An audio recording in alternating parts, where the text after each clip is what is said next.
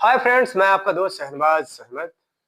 और आज जानेंगे कि जो यूपी के अंदर एसआईआर चुनाव आयोग के द्वारा जो प्रक्रिया चलाई जा रही आखिर क्या है। बहुत सारी अफवाहें हैं कि अगर आपका फॉर्म नहीं आया है या फॉर्म नहीं भर पाएगा तो आगे किन किन समस्याओं को का आपको सामना करना पड़ सकता है। इन सारे सवालों के जवाब इस वीडियो के माध्यम से मैं कोशिश करूंगा देने के लिए। आखिर एसआईआर क्या है, क्या पहली बार एसआईआर हमारे देश में हो रही, इससे पहले भी एसआईआर जैसी कई चीजें हुई हैं। एसआईआर का मतलब ही है स्पेशल इंटेंसिव रिवीजन, यानी कि चुनाव आयोग के द्वारा गहन निरीक्षण किया जाता है कि जो लोग वोट को कर रहे हैं हमारे देश के ही निवासी हैं या नहीं हैं। आपके पास बीएलओ फॉर्म लेकर आया है और उस फॉर्म को कैसे भरना है, क्या करना है, ये इन सारी चीज़ों को जानने की कोशिश हम करेंगे।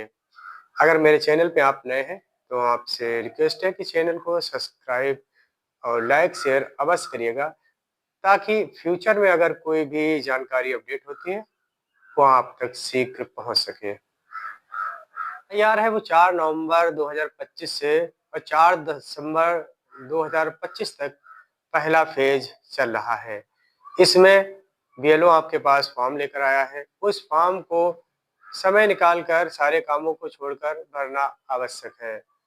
फॉर्म में जो आपके वोट की या जो आपकी पहचान की वेरिफिकेशन होगी, विवेचना होगी, वो सन 2003 की लिस्ट से होगी जाके।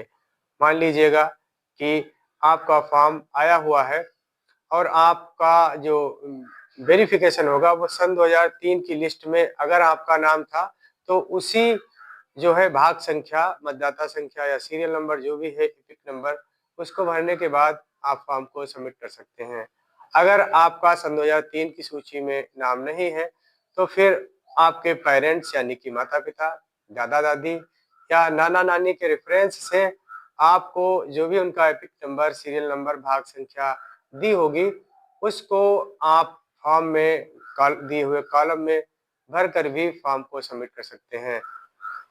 फॉर्म के साथ अभी कोई आईडी की रिक्वायरमेंट नहीं है।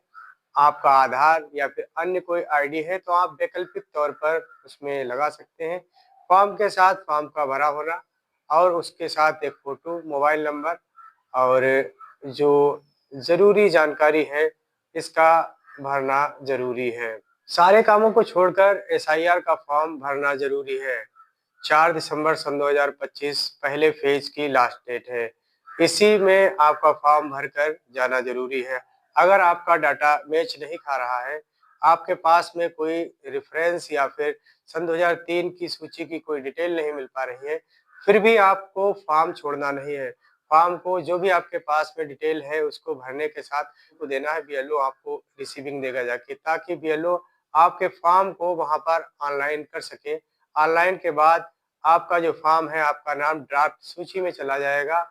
आगे आपको एक समय, एक डेट मिलेगी जाके, उस दरमियान जो भी चुनाव आयोग ने ज़रूरी आईडी की सूची दी हुई है, उन आईडी में से किसी एक को दिखाकर आप उस प्रक्रिया को भी पूरा कर सकते हैं। लेकिन इस समय ज़रूरी है कि आप सारे कामों को छोड़ दीजिएगा। आपका, आपके परिवार का, बस्ती का या फिर किसी भी जाने व्यक्ति का अगर फॉर्म मिस हो रहा है, उस तक जानकारी नहीं है, तो जानकारी भी पहुँचाएँ, क्योंकि एक बीएलओ हो सकता है सभी तक पहुँचाने में, जानकारी देने में सक्षम ना हो सके। तो इस समय ज़रूरी है कि आप अपने साथ-साथ जो भी आपके पास पड़ोस के लोग हैं, उनको भी जानकारी दें। वो उस बीएलओ तक जाएँ, बीएलओ से मिलें और अपना जो फॉर्म है उसको कंप्लीट कराएँ। राजनीतिक पार्टियों के कई लीडर हैं जिन्होंने अभी मतलब जो है मीडिया के माध्यम से अपनी बात रखी है या पुराने वीडियो शेयर हो रहे हैं कि अगर किसी का फॉर्म आया हुआ है एसआईआर और उसने कंप्लीट नहीं किया तो उसका नाम कट जाएगा। नाम कटने के साथ-साथ में उसका जो भी सरकारी सुविधाएँ उसको मिल रही हैं, उसको वंचित कर दी जाएँगी और उसके नागरिकता पे भी सवाल उठेगा जाके। जबकि चुनाव आयोग के अधिकारियों ने ये कहा है कि अगर आपका एसआईआर फॉर्म नहीं भरता है तो वो नाम काट दिया जाएगा और ये केवल प्रक्रिया बोर्ड तक ही सीमित रहेगी।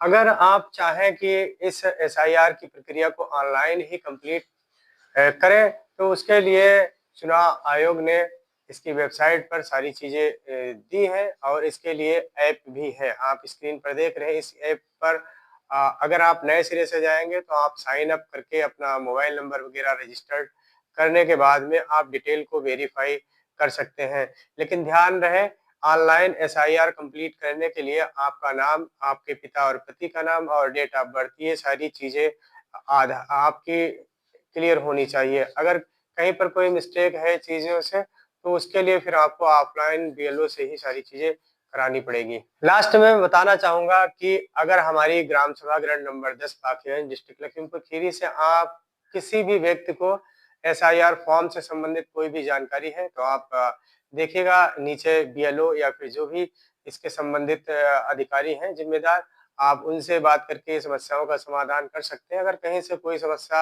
है और समाधान नहीं हो पा रहा है, तो आप मुझसे बात करके और अपनी समस्या का समाधान करा सकते हैं। मैं इसके लिए जो भी इसके अधिकारी हैं उनसे बात करूँगा, ताकि हमारे जो भी पास-पड़ोस या हमारी ग्राम सभा बस्ती के लोग हैं, उनको किसी भी प्रकार की एसआईआर से संबंधित कोई भी समस्या ना आ सके। आपने पूरा वीडियो देखा, आपका बहुत-बहुत धन्यवाद। अंत में मैं फिर कहना चाहूँगा, अगर आप मेरे चैनल पे पहली बार आए हैं, तो चैनल को सब्सक्राइब अवश्य करिएगा, लाइक शेयर भी करिएगा, ताकि इन फ्यूचर अगर मैं कोई भी जानकारी अपडेट करता हूँ, कोई वीडियो डालता हूँ, तो आपके पास शीघ्र पहुँच सके। जय हिंद, जय भारत।